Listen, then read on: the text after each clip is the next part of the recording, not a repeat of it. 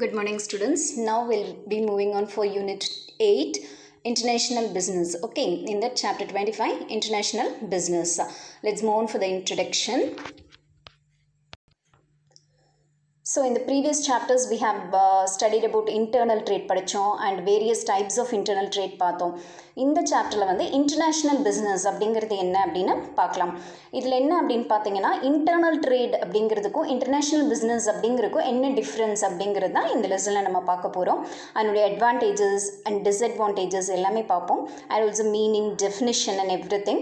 India's international trade வந்து பார்த்தோம் அப்படின்னா நம்ம ரீசெண்டாக வந்தது கிடையாது. ஓகே, நம்ம வந்து நம்மளுடைய லிட்ரேச்சர் இதில் எல்லாம் பார்க்குறப்போ, எவிடன்ஸ் எல்லாம் பார்க்குறப்போ ட்ரேட் எப்போ இதாச்சோ அப்போவே வந்து இன்டர்நேஷ்னல் பிஸ்னஸ் அப்படிங்கிறதும் ஸ்டார்ட் ஆக ஆரம்பிச்சிருச்சு. Evidences about our international trade ancient லிட்ரேச்சர்லேயே நம்ம வந்து சங்கம் ஏஜ் அதுலேயே வந்துட்டு நம்ம என்ன ஃபவுண்ட் பண்ணியிருக்காங்க. இந்த மாதிரி ட்ரேட் ஆரம்பித்தப்போ இன்டர்நேஷ்னல் பிஸ்னஸ் அப்படிங்கிறதும், அதாவது country between country to country business start ஆயிடுச்சு. ஓகே,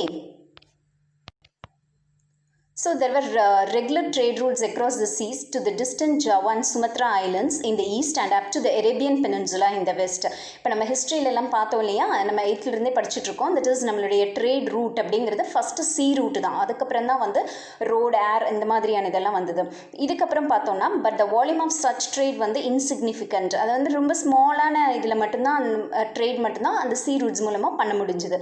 ஸோ பிரிட்டிஷ் ரூல் நடக்கிறப்போ, நம்ம இந்தியாவில் பிரிட்டிஷ் ரூல் பண்ணுறப்போ இந்த மாதிரியான இது சி ரூட்ஸ் மூலமாக ட்ரேட் நடந்தது. It is only after the establishment of the British rule in India that India's foreign trade took definite shape. இந்தியாவுடைய India's trade with foreign countries வந்து ஒரு நல்ல ஒரு என்ன சொல்கிறது, நல்ல ஃபார்முக்கு வந்துட்டு ட்ரேட் வந்து இன்டர்நேஷ்னல் ட்ரேட் வந்து ப்ராப்பராக நடக்க ஆரம்பிச்சது. எப்போ அப்படின்னா பிரிட்டிஷ் வந்து ரூல் பண்ண ஆரம்பிச்சதுக்கப்புறமா. Okay, international trade has become inevitable after the Second World War since no country remains self-sufficient in terms of all natural resources available therein. அதாவது இன்டர்நேஷ்னல் ட்ரேட் அப்படிங்கிறது வந்து it becomes inevitable after the Second World Warக்கு அப்புறமா தான் வந்துட்டு.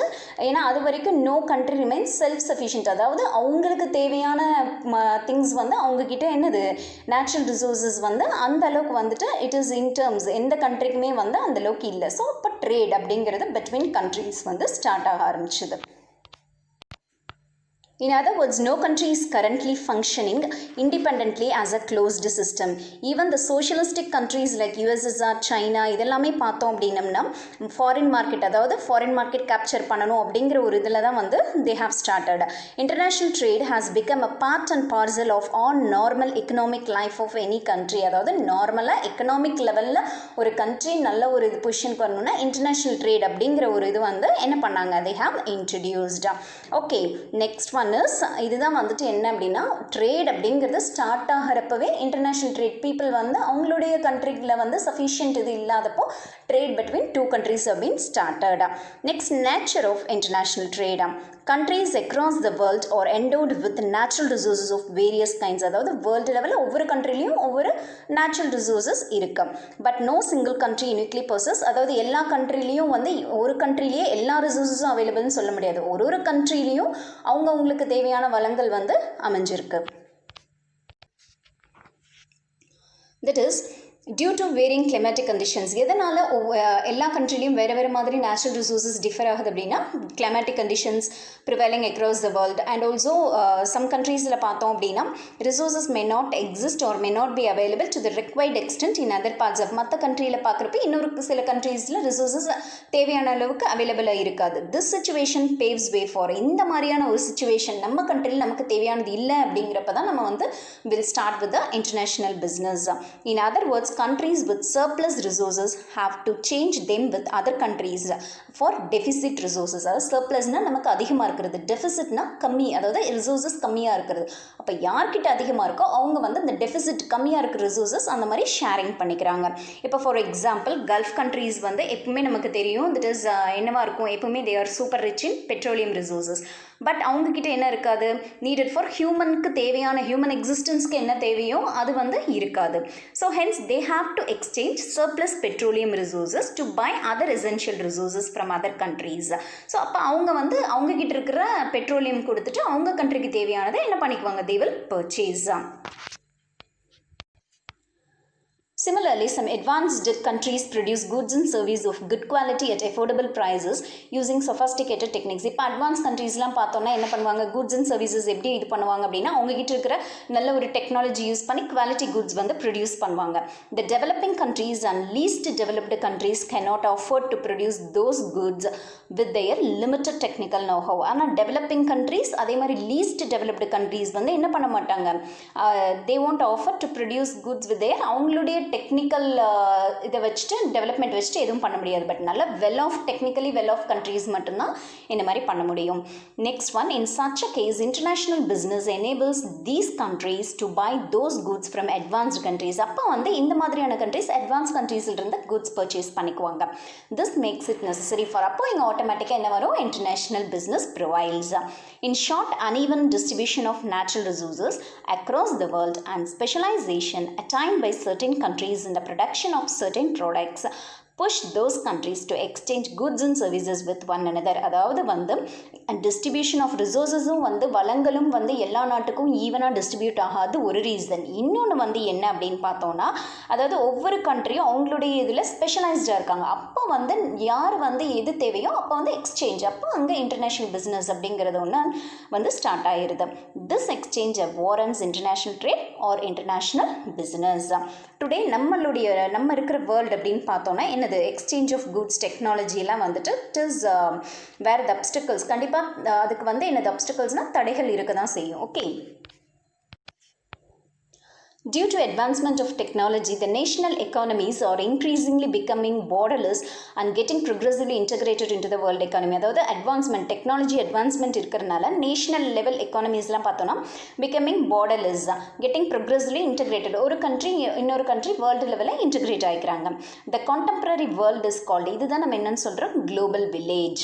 Business in today's context is not restricted to the mere boundaries of the country but also expands to boundaries of several other countries. Business இந்த இதில் வந்து இப்போ இருக்கிற சுச்சுவேஷனில் பார்க்குறப்ப பிஸ்னஸ் அப்படிங்கிறது வந்துட்டு என்ன அப்படின்னு பார்த்தோன்னா ஒரு பவுண்டரிக்குள்ளே மட்டும் இல்லாமல் it extends to other countries also. Due to tremendous development in the information and communication technology and rapid advancement in transport, இப்போ பார்த்தோன்னா இன்ஃபர்மேஷன் டெக்னாலஜி கம்யூனிகேஷன் எல்லாமே டெவலப் ஆயிடுச்சு. அதே மாதிரி டிரான்ஸ்போர்ட்டேஷன் அப்படிங்கிறது ரொம்ப it is in advanced. So more firms வந்து international பிஸ்னஸில் எங்கேஜ் பண்ண ஆரம்பிச்சிட்டாங்க, விச் ப்ரெசன்ட் தம் நியூமரஸ், அது நிறைய ஆப்பர்ச்சுனிட்டிஸ், அவங்களுடைய economic growth and increased gain, அவங்களுக்கு நல்ல ப்ராஃபிட் கிடைக்கும். அப்போ நிறைய கண்ட்ரீஸ் என்ன பண்ணுறாங்கன்னா இன்டர்நேஷ்னல் லெவலில் பிஸ்னஸ் பண்ண ஆரம்பிச்சிட்டாங்க. India has been trading with other countries fairly for a long period of time. நம்ம இந்தியா பார்த்தோம் அப்படின்னா ரொம்ப long period of time we are trading with other countries.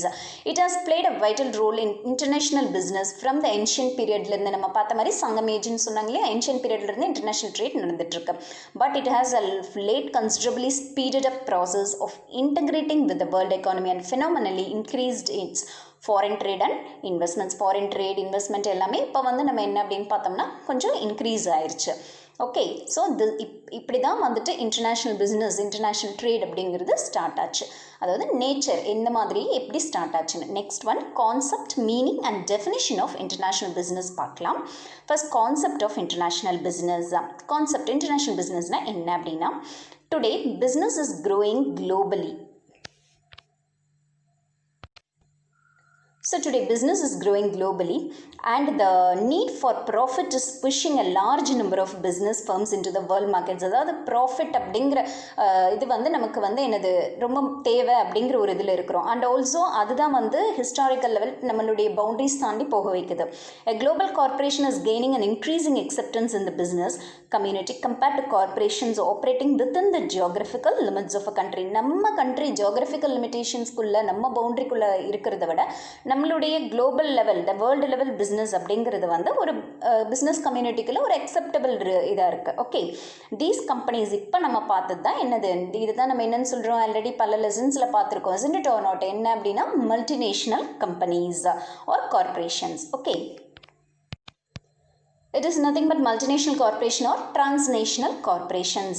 These companies operate on the principle that the world is their field of operation. World level, multinational, எல்லா நேஷன்லையுமே வந்து அவங்க business operate பண்ணுறது. For example Shell, Unilever, Nestle etcetera operate on the philosophy of global corporation. இவங்க எல்லாமே வந்து இந்த companies எல்லாமே குளோபல் லெவலில் அவங்க பிஸ்னஸ் பண்ணணும் அப்படிங்கிறதுக்காக ஆப்ரேட் பண்ணுறாங்க. தே cannot be labeled as French or German or Dutch or Swiss company அப்படின்னு தனியாக சொல்ல முடியாது. These companies have no real domestic, அவங்களுடைய இதில் டொமஸ்டிக் மார்க்கெட்னு எதுவும் கிடையாது. People of many different nationalities are managing and operating these corporations on day-to-day businessல ஒவ்வொரு கண்ட்ரியில் இருக்க, தட் இஸ் நேஷனில் இருக்கிற பிஸ்னஸ் பீப்புளும் வந்து அதை ஆப்ரேட் பண்ணுவாங்க. ஓகே, ஸோ அவங்களுக்குன்னு இந்த கம்பெனியோட இந்த கண்ட்ரியோட கம்பெனி அப்படின்லாம் கிடையாது. மல்டி லெவல் எல்லா கண்ட்ரீஸ்லையுமே என்ன பண்ணுவாங்க, பிஸ்னஸ் கண்டக்ட் பண்ணுவாங்க. Their products and services are sold around the world through their operating subsidiaries functioning in various countries. அவங்களுக்குன்னு தனி நம்ம பார்த்தோம் இல்லையா, இப்போ மல்டிநேஷனல் கம்பெனிஸ்லேயே அந்த பிரான்ச்சஸ் இருக்கும், அங்கே வந்து அவங்க வந்து அதை வந்து அந்த கண்ட்ரியில் ஆப்ரேஷன்ஸ் என்னென்னு கேரி அவுட் பண்ணிக்குவாங்க. International business involves transactions across the national boundaries. International businessனாவே transactions வந்து across the national boundaries, நம்ம கண்ட்ரியோட பவுண்டரி தாண்டி போகிறது. It includes transfer of goods, services, technology, managerial knowledge and capital to other countries. எல்லாத்தையும் இது includes. என்னென்ன include ஆகுதுன்னா, goods service transfer பண்ணுறோம், technology, managerial knowledge, Capitals எல்லாமே மற்ற கண்ட்ரீஸ்க்கு ட்ரான்ஸ்ஃபர் பண்ணுறோம். Although business has been conducted on an international scale for many years, international business has gain more significance. அதாவது முதலிருந்தே இருந்தது அப்படின்னாலும் இப்போ ரீசெண்ட் இயர்ஸாக தான் இன்டர்நேஷ்னல் பிஸ்னஸ் அப்படிங்கிறது வந்து it is well and good. Because of the எதனால் அப்படின்னா, இந்த மல்டிநேஷ்னல் கம்பெனிஸ் வந்து டெவலப்பிங் கண்ட்ரீஸில் இட் ஹாஸ் பீன் எமர்ஜ்டு. இந்த ரீசன்னால தான் வந்துட்டு என்னது, இப்போ இன்டர்நேஷ்னல் பிஸ்னஸ் வந்து it is well and good. Now we'll see on the meaning of international business. Denotes all those business activities which take place beyond the geographical limits of the country. அதாவது geographical limits தாண்டி beyond நம்ம போகிறோம்.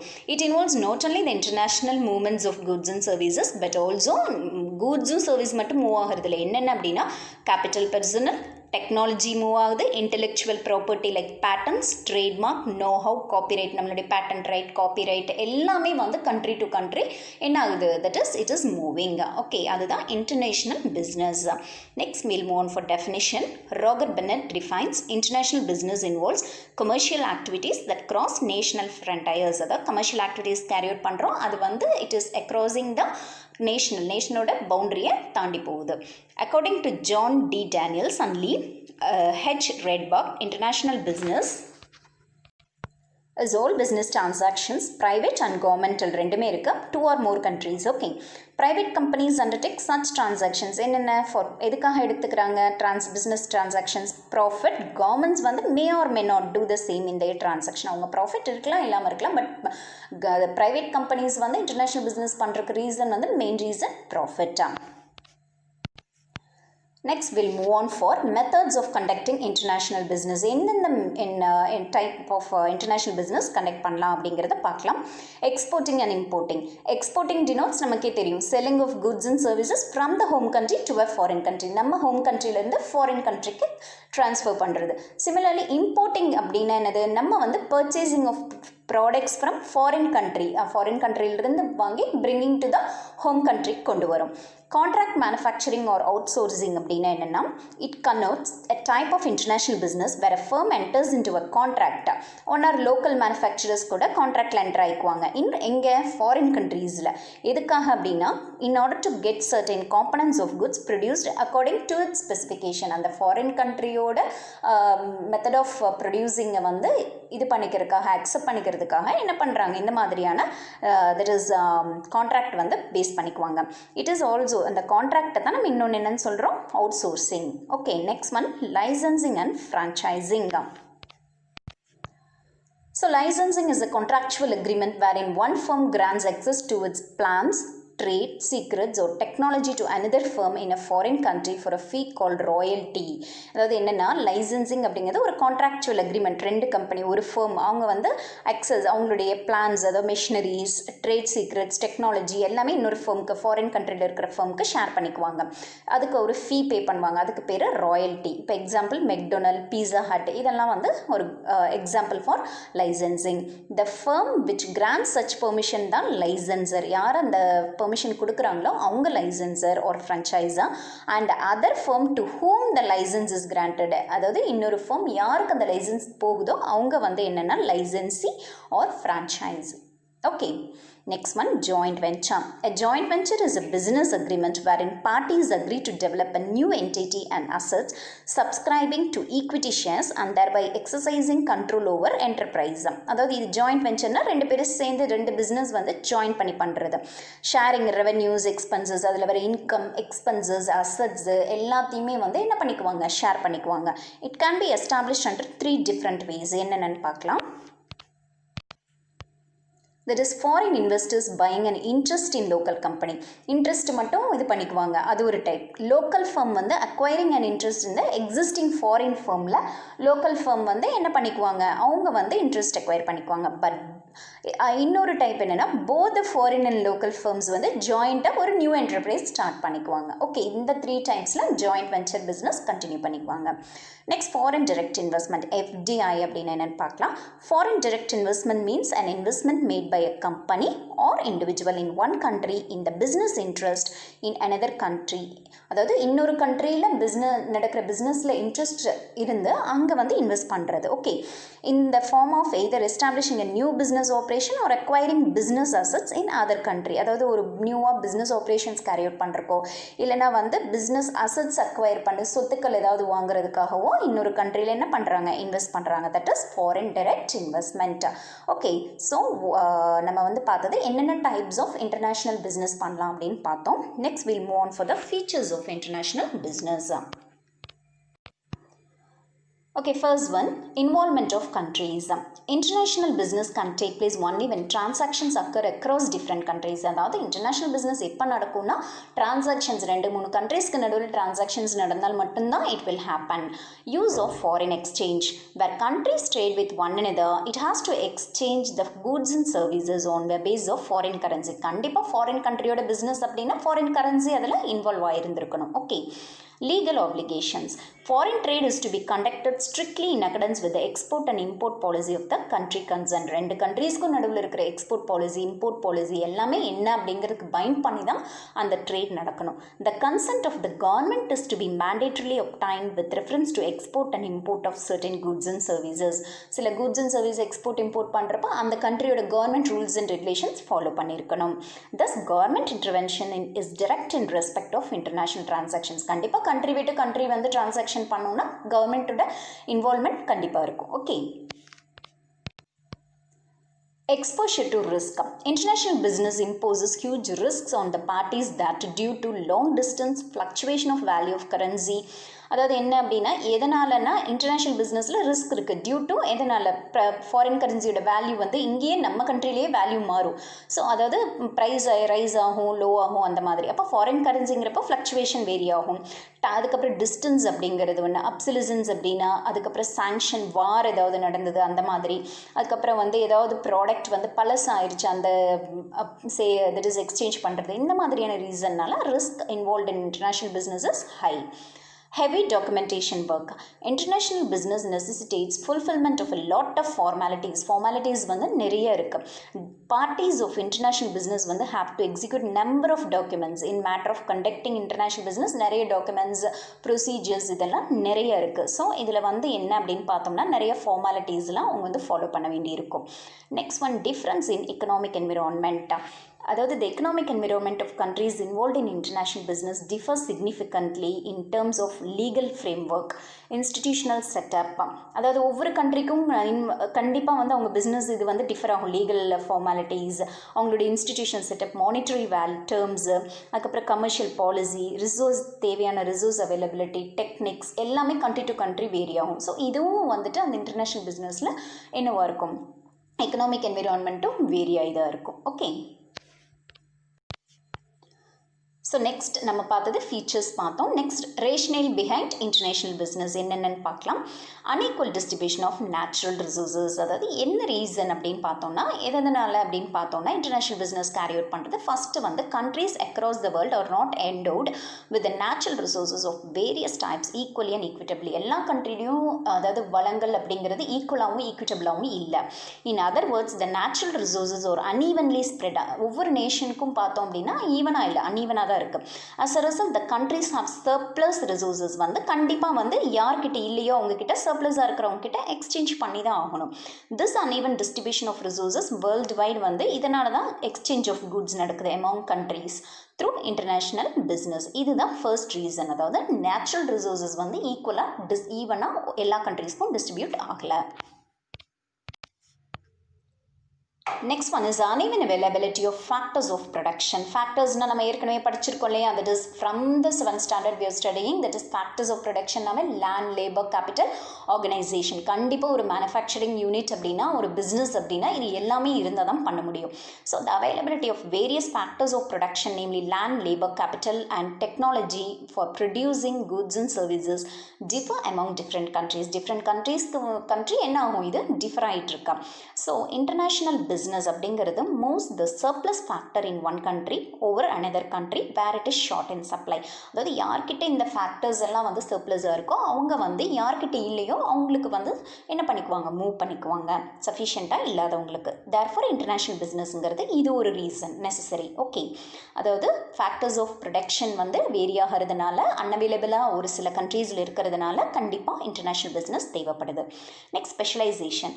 Certain countries ஒரு some geographical areas of certain countries பார்த்தோன்னா production of goods and சர்வீஸில் ரொம்ப ஸ்பெஷலைஸ்டாக இருப்பாங்க. எதனால் அப்படின்னு பார்த்தோன்னா நல்ல labour, skilled labour, favourable climatic conditions, availability of natural resources, so technical know how, இது எல்லாமே வந்துட்டு அங்கே வந்து ரொம்ப மோராக இருக்குது. இப்போ ஃபார் எக்ஸாம்பிள் இந்தியாவில் வந்து கோயம்புத்தூர் அப்படின்னாவே நம்ம காட்டன் டெக்ஸ்டைல் அப்படின்னு சொல்கிறோம். ஸோ அந்த மாதிரி கண்ட்ரி டு கண்ட்ரி நிறைய வேரியேஷன்ஸ், அவங்களுடைய ஸ்பெஷலைசேஷன்ஸ்னு ஒன்று இருக்குது. ஓகே,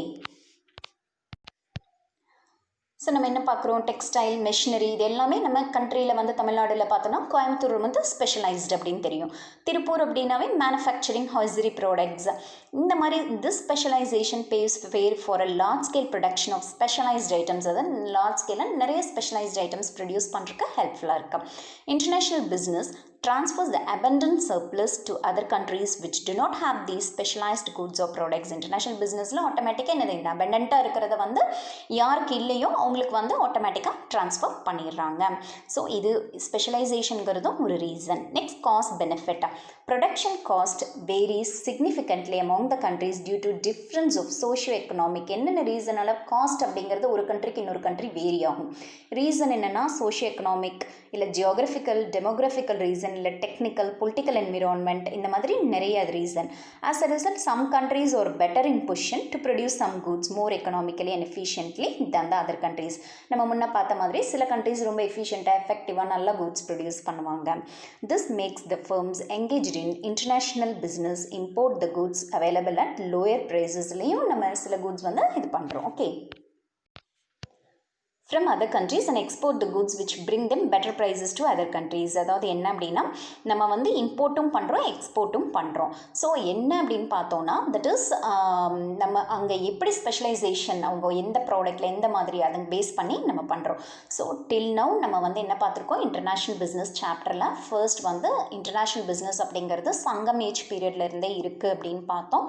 அதுக்கப்புறமா வந்து நேச்சர் என்ன அப்படிங்கிறத பார்த்தோம். தட் இஸ் நெக்ஸ்ட் ஃபீச்சர்ஸ் பார்த்தோம். And also we have seen the rational behind. ஸோ அதுக்காக திருப்பியும் டைப்ஸ் பார்த்தோம். ஸோ இதெல்லாம் என்ன அப்படின்னா ஜென்ரலாக இன்டர்நேஷ்னல் பிஸ்னஸ் அப்படிங்கிறது எது கேரி அவுட் பண்ணுறாங்க அப்படின்னு பார்த்தோம்னா யார்கிட்ட அதிகமாக சர்ப்ளஸாக ரிசோர்ஸஸ் வந்து இருக்கோ அவங்க வந்து எந்த ரிசோர்ஸ் அவங்கக்கிட்ட இல்லையோ அந்த கண்ட்ரியோட எக்ஸ்சேஞ்ச் பிஸ்னஸ் பண்ணிக்கிறாங்க. ஸோ இந்த ரீசனுக்காக தான் வந்து இன்டர்நேஷ்னல் லெவலில் வந்து country to country business carry out பண்ணுறாங்க. ஸோ நெக்ஸ்ட் கிளாஸில் வந்துட்டு நம்ம remaining types of international business, advantages, disadvantages எல்லாமே வந்து we will go through. Okay.